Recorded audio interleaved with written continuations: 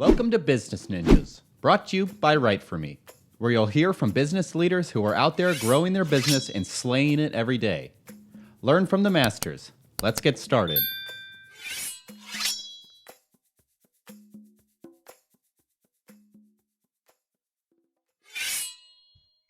Hey everybody, welcome back to another episode of Business Ninjas. This is Kelsey here with Ryan McDowell. He's the head of community and marketing for Fair Play Collective. Ryan, super excited to have you on the show. Excited to be on. Thanks for having me. Absolutely. So tell me a little bit about yourself. Right. So currently I'm the head of community and marketing at Fair Play, but it's been a weird path to get here. I started in higher ed administration, went into video production, went back to higher ed, while also being kind of involved in Web3 as a hobby. So it started really as a hobby for me.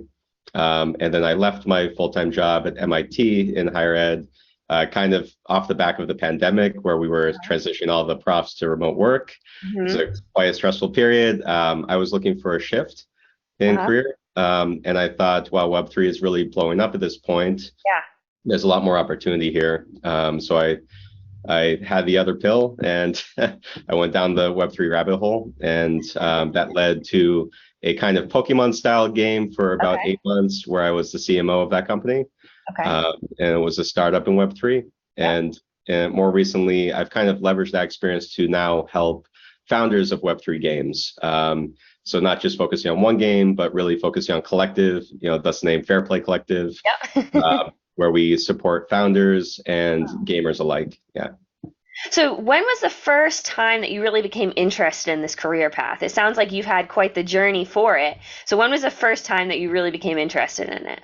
I feel like I've always been a community and communications guy. So I've always found my way to do that, and with whatever work I've had, it was always okay. Like, we could communicate more effectively, we could build a better community. So now we actually have the titles for those roles. Head of community is a relatively new title, and it means a lot of different things depending on who you're working with. So I'm grateful that it's validated that my my interest is somehow validated in the market. But I love building community. I guess when I picked up a camera first, it was to do interviews around the leadership development program for students at McGill University. I was up in Montreal for a bit. I'm familiar. And it really just opened my eyes. Wow, I can do this professionally. My first gig was actually for a library, the Library of Medicine. That was my first paid gig. I'm like, $800. I can actually I can start doing this on the side and maybe make a career out of doing videos for projects around campus. I lived with a band, so I started doing music videos. That's awesome. I met dancers through the band, started doing dance videos. This is one heck of a journey. Went back to higher ed and found my way to kind of get more clients across the institution. Kind of dance from libraries. And then I kind of became a little more corporate too, because I had to feed myself, and it wasn't really doing it just with music videos. So I through that whole journey, I found my way through so many different industries and so many different creative professionals, educators, nonprofits. I ended up working with a nonprofit for a whole summer, traveling to West Africa, and doing documentary filmmaking for a change too. I've always found my way to kind of be in some sort of teaching setting. In that setting, I was actually helping the nonprofit raise funds, but also teaching kids how to use my camera. They would just take my camera, run, and we're oh, you can learn this quicker than I learned it. So it was just they figure it out, and it was a heavy DSLR. So I'm okay, I like teaching. I like building these communities where people kind of have a shared interest, and then they can learn together. And I feel like that's kind of what I'm doing now in Web3. So it's a long-winded answer, but yeah, I'm here now.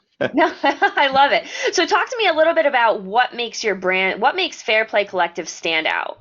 Sure. Yeah. So there's a lot of game aggregates now. They're kind of ways that you can find out about games. We go a step further than aggregating games. We actually support the founders directly with the network.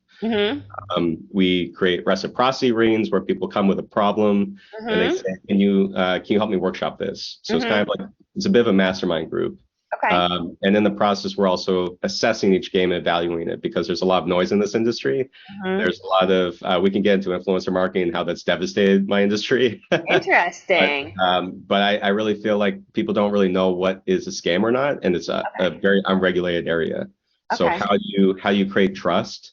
Yeah. So we evaluate each project. We go through a very rigorous process. I don't personally evaluate, but someone on our team who's an expert in this goes through a 4-pillar process. It's around sustainability of your economy for the game, because you financialize gaming for both the players and the founding team. Okay. The games have tokens, so we call it tokenomics. Okay. Makes sense. Yeah, and then we have the team has to be doxed or public. Like you have to be able to find them on LinkedIn. They have to be more than just hiding behind an avatar anonymously. Yeah, right. Yeah, it's you'd be surprised. Okay. And then the other side is it has to be fun. A lot of these games have become work in some way, and that means that people are kind of what we call click farming. They're clicking through to play a game just to mine that game for a profit, but it's not sustainable because the gameplay is not fun enough. It's just kind of another way to work. And we really want, Web3 gaming to be as fun as Web2 gaming, so that people can own their assets, but also enjoy the process, not just, become a new, player in the new asset class for the sake of like novelty. We want to be fun and sustainable. I'm missing one of the 4 pillars, but it'll come back to me. No, you're good. No, you're good. Those are 3 great pillars for Web3 gaming, right? So tell me a little bit about how you've grown your business. Yeah. So for us, we started as founders and on the leadership teams of other companies. So this was more of just a loose network where, maybe down the road we financialize it. But that's kind of shifted more recently. So I've been part of this as a member for 6 months, 7 months now, and as a full-time core member, like a partner on the team since the beginning of August. So I'm very new in this specific role. Congratulations. I've been part of the collective. Thank you. But I've been part of the collective for a while. And now we've structured as a DAO, which is a decentralized of distributing work and decision making. So that's really shifted our focus to like, how can we build out profitability for all the members, which is very different than having like employees on payroll. Everyone is a stakeholder. They're neither a consumer nor an employee in the hierarchy. It's you still have kind of a central operating team, which there's 4 of us. But it's quite novel in the way that we engage our members. They all actually get a distribution of tokens based on how much they contribute to the collective. So, and then down the road, that will result in, we do a token kind of distribution and those credits, currently we're calling them credits, somehow migrate into pay. It's a bit of a tricky system in the sector. Because you're going a lot on trust in the future profitability. And right now we're just building something that has an impact. Okay. So it sounds like you're targeting a few kind of different audiences of what I'm hearing. Break down what are 2 or 3 examples of what target audiences you're targeting. Yeah, I'll give you 3. So one is the gamers, and this is huge because it's come to our attention that about 40% of Web3 games are played by bots or multi-accounts. So someone who is trying to pull profit from a game might leverage that anonymous component of their role in that game to create many accounts or to have an army of bots defeating other players. So they're actually pulling money out of the game without contributing or what we call injecting value. So we want to create, like, it sucks for a game because you don't really know your numbers. You don't really know how many of your players are actually like going to bounce when that one person bounces. True. So we really want to create an organic player base that is interested in quality games. So that's one customer avatar would be gamers who are there for the right reasons, and we define that. They're there because they're interested in learning Web3, so they're there for like professional development. It's actually like a bit of a gateway into this emerging sector, right? And they're also there because they love to play, and they're usually internationally minded because we have a massive international community. Yep. So they love to connect with people from different cultures, to play games, a way to bridge, right? So that's the gamers.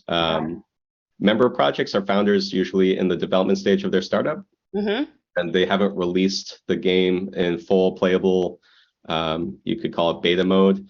If in that beginning phase where they might have raised funds, or they're in the process of raising funds, and now they're ready to get the support they need for the next step. And that might just be community and marketing, right? So like, a lot of them struggle with community engagement if they're like they excitedly launch their first product, which is usually like the NFTs or the non-fungible tokens that are their actual gameplay assets. And then there's a massive gap between that first sale and the actual game. So they're not able to maintain the communities for too long. That's a huge struggle because you can only say it's coming for so long. So what to do in the meantime? You have to find ways to build community. Which becomes a key marketing strategy. So we support that in the way of getting people in the collective and helping them cross-pollinate each other's communities and like promote each other's games. So a bit of a mastermind for the game founders and a bit of a promotional angle for them as well. Talk to me a little bit more about how you educate those prospective customers. So we have Twitter Spaces and podcasts on a very regular basis. We're very accessible. So that's the unique thing about Web3 is you have this feedback loop that doesn't really exist in traditional games. So like a traditional game, you play it on your PlayStation, and then you hope that what you want to see happens in the next release of that game, potentially, right? Or in the update. You might, if you're very like eager and keen, you might email or send a message to the support team like, I'm pissed off about this. We hear all those pissed off people directly. Or we hear their excitement, or we hear their ideas and suggestions for how to improve it, right? So like this creates a really honest feedback loop that's live. And that's usually currently the best system we've found is Discord, community building, and that's it. Usually kind of it's kind of a mix of Discord, Twitter, and whatever other platforms your population is on. And it differs from country to country, but Discord has been the best way to get that live feedback loop with a variety of channels that are dedicated to each problem or interest. That's so interesting. That's so interesting. What would you say one thing you wish our listeners knew about your industry? It's not all scams. There's this, and there's a lot of good people who want this to be a decentralized movement that empowers people. There's also a lot of people using that and paying lip service to that to exploit people. So I think it's like the worst of Web 2 and the worst of like the traditional, whatever you want to call it, world is it always goes into these unregulated spaces when there's new technology. So if you look at like the .com sort of, Cambrian explosion, right? There was many online scams and those were legitimate, and email was used to scam people. There's like every opportunity that people can like exploit ignorance in a new emerging field, they'll do it. So it's really important to protect yourself. But after that settles and after a lot of that kind of gets mitigated by new tools and platforms and security sort of protocols, I think it's condensing now, especially now that we're in a bear market. And that huge hype people where millionaires were made and lost, and a lot more people lost money than got money, but they don't really talk about it. Seriously. That whole thing came down now, and now we're left with the people who actually care. Because you're not making as much money anymore. So it's not about that anymore. It's about, okay, like what can we do that is unique to these technologies? It's really about people owning their own assets, being empowered to be part of the decision-making process in a decentralized sort of network. And, really leveraging that to create things that matter and have a societal impact. That's really interesting. I do have one more question for you, Ryan, before we head out. What is one thing, both personally and professionally, you hope to be celebrating in this next year?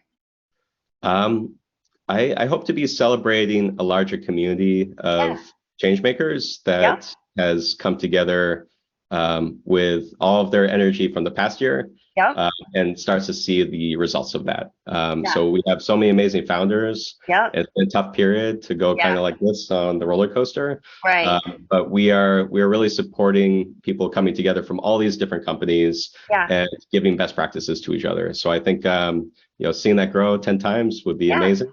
Yeah. We're really at the beginning of this, so it's exciting to see what's going to come. That's fantastic. That's fantastic. Well, Ryan, this has been a great conversation about like really assessing games, building community, supporting those founders. I really appreciate you taking the time to be on Business Ninjas today. Yeah, it's my pleasure. All right. Thanks, Ryan. Thank you.